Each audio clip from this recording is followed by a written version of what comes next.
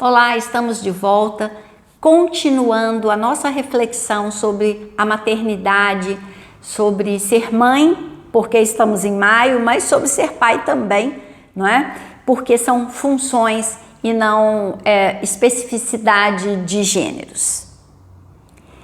Para criar memórias afetivas em seus filhos, é necessário fazer parte da vida deles muito além de cobranças, limites, sacrifícios. Não que isso não faça parte, mas é pouco, muito pouco. Limites, cobranças, coisas, mesmo experiências, né, investimentos, tipo, eu trabalho 26 horas por dia para que o meu filho possa fazer inglês, fazer aula de computador, para que ele possa frequentar tais e tais ambientes, para que ele tenha isso, para que ele vista marca tal, para que ele viaje, para que ele... Talvez seja pouco. Curiosamente, talvez isso seja pouco. E nós estamos, como sociedade, nos vendo diante dessas questões. Eu observo aqui no consultório que há crianças e adolescentes que ganham muita coisa e não têm nada. Porque aquilo que ganham, mesmo os objetos, né, que ganham, não tem valor. E se perdem, se estragam, são abandonados com a maior facilidade. Né? Então, esse investimento em coisas... Em viagens, eu tenho observado também, muitas viagens, elas são competitivas, porque a gente fala, substitua o presente por uma viagem. Muitas famílias escolhem o destino das viagens em função de participar de uma competição. Ah, a gente tem que levar as crianças na Disney porque todos os coleguinhas foram à Disney. E aí eu me lembro do Ariano Suassuna, né, que ele fala... Não, mas como assim, né? Uma entrevistadora, mas como assim o senhor não foi na Disney? Como assim o senhor não fala inglês? Como assim? Então não é em função do que diz para você alguma coisa, é em função do que todos dizem, do que todos fazem. Mas também conheço famílias cuja experiência em viagens aproxima cada vez mais pais e filhos. Andam a pé, conhecem lugares, fazem pesquisas juntos antes da viagem para decidir os roteiros. Então, não é a coisa em si, mas é como ela é feita, o sentido que ela ganha e os projetos, inclusive financeiros.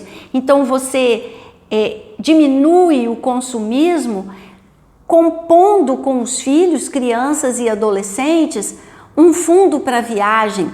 Ah, se a gente comprar isso, na nossa viagem, talvez a gente não possa fazer tanta coisa. Ah, mas precisa ser essa marca?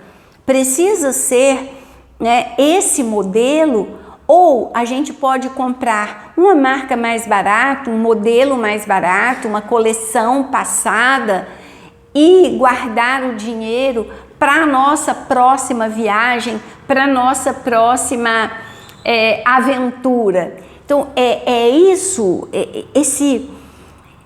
esse acordo que vai educando e dando sentido às coisas.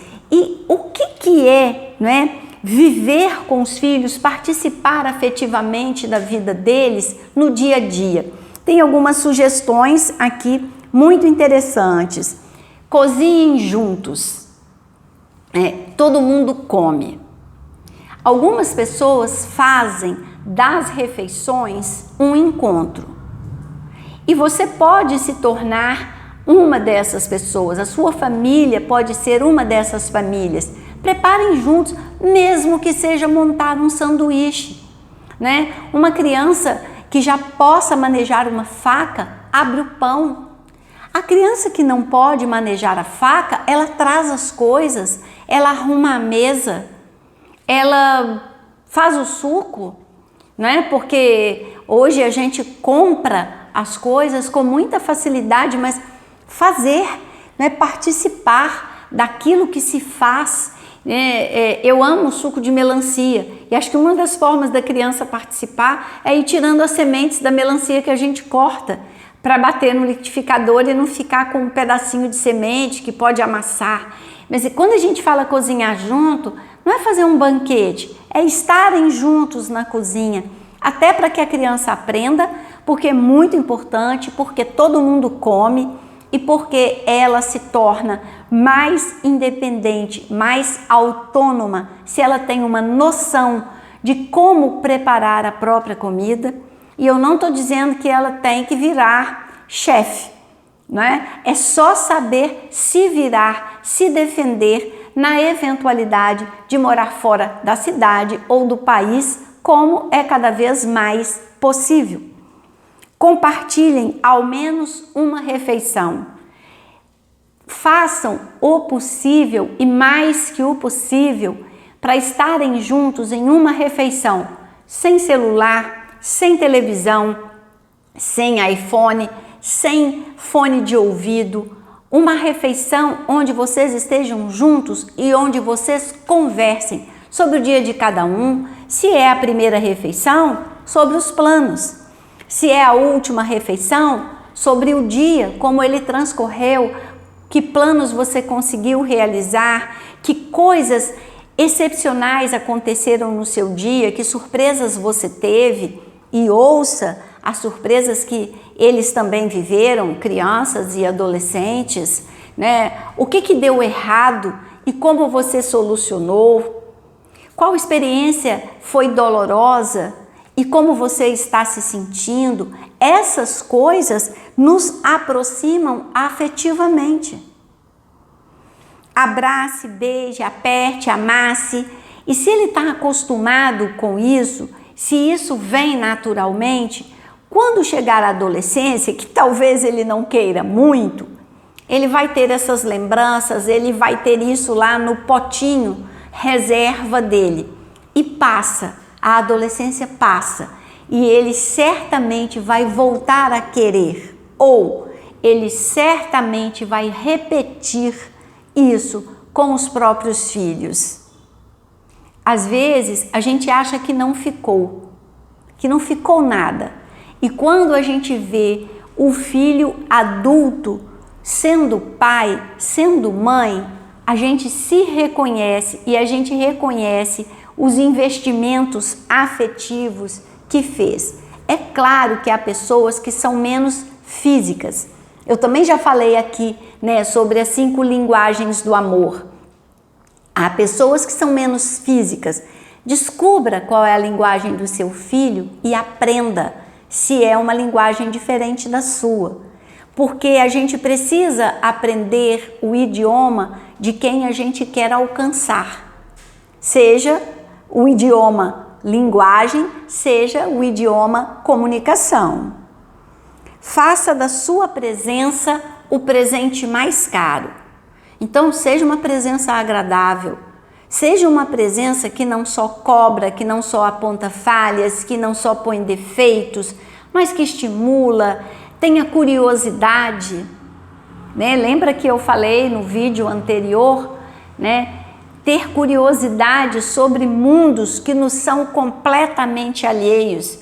Tenha uma curiosidade verdadeira, aproxime-se para que a sua presença seja importante, significativa. Compartilhe seu dia e suas memórias, a sua infância e a infância dele, mas não exponha, respeite. Muitas vezes os filhos, especialmente as crianças maiores e os adolescentes, se ressentem de que quando estão em grupos de adultos, os pais queiram exibir as histórias dos filhos. Conta para ele, fulana, conta para ela, o que você fez, como foi? Eles normalmente odeiam isso. Eles normalmente se sentem expostos, invadidos, e talvez não seja justo com eles essa exposição. Eu tendo sempre a achar que a exposição não é justa, mas você pode argumentar, não é justo eu não poder contar. Tá, mas se é uma coisa que ele pediu para você preservar, preserve. Se não, não conte na presença dele. Conte quando o assunto for entre vocês. É muito desagradável para uma menina chegar, né, num encontro de família e todo mundo saber que ela ficou menstruada e todo mundo falar nesse assunto com ela e ela se sentir absolutamente constrangida por ainda não estar à vontade com o tema. Então, respeite, mas fale de você, de como foi seu dia, de como você chegou onde você está, da sua infância. Faça os paralelos que você puder fazer, mas não é aquela coisa, aquela doutrinação, não é aquele peso. É muito comum que a gente veja os pais falando da própria infância, mas como se fosse uma acusação. Vocês reclamam de tudo, mas quando eu era criança eu não tinha isso, eu não tinha aquilo, vocês têm isso, têm aquilo e ainda reclamam. Isso não faz o efeito que a gente quer, né? É melhor você achar um outro jeito. Eu gosto muito da Laura Gutman, é uma argentina, e ela fala que nós estamos autorizados a falar apenas na primeira pessoa do singular, porque a gente sabe profundamente só da gente mesmo. Então talvez seja interessante você contar as histórias do seu ponto de vista, da sua vida e deixar um espaço para que a criança reflita, conclua as diferenças entre a sua infância e a dela, entre a sua adolescência e a dela, mas que você não venha com essa doutrinação que acaba fazendo com que ela perca o interesse, com que ela fique fechada para isso. Quando eu fiz a especialização em terapias ericksonianas, lá no México, com a Teresa Robles, ela também fala isso. Não conclua, deixe a conclusão para ele.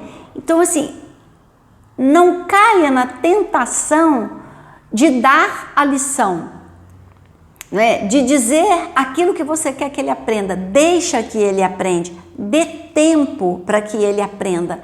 Fale de você, fale sinceramente, fale afetivamente. Deixe que ele fale de si mesmo, ouça afetivamente, ouça sinceramente e deixa que ele conclua. Ouça as histórias, aprenda sincera e humildemente com eles. É o último, entre aspas, conselho. Não tire conclusões, e esse é um dos 4 compromissos do Dom Miguel Ruiz, que eu também já falei aqui, né, que é um livro que ficou famoso quando a Juliette venceu o BBB e falou que esse era um livro muito importante na vida dela, mas eu já tinha feito o vídeo, né, dos 4 compromissos aqui para o Quer Saber, e um dos 4 compromissos é não tire conclusões.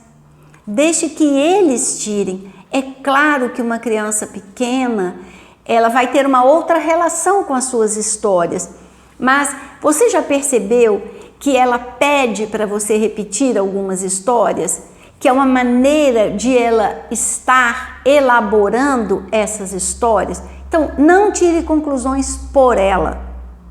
Não diga o que você quer que ela aprenda com a sua história. Deixa que ela aprenda, mas conte as histórias. Ouça as histórias dela, porque também é uma forma de ela refletir sobre aquilo que ela viveu e aprender com o que ela viveu. Mas o seu lugar nas lembranças do seu filho é construído por você, com a sua presença afetiva, com as mãos dadas lá do Alexandre Coimbra Amaral, com as mãos dadas e à disposição para conhecer mundos alheios aos nossos.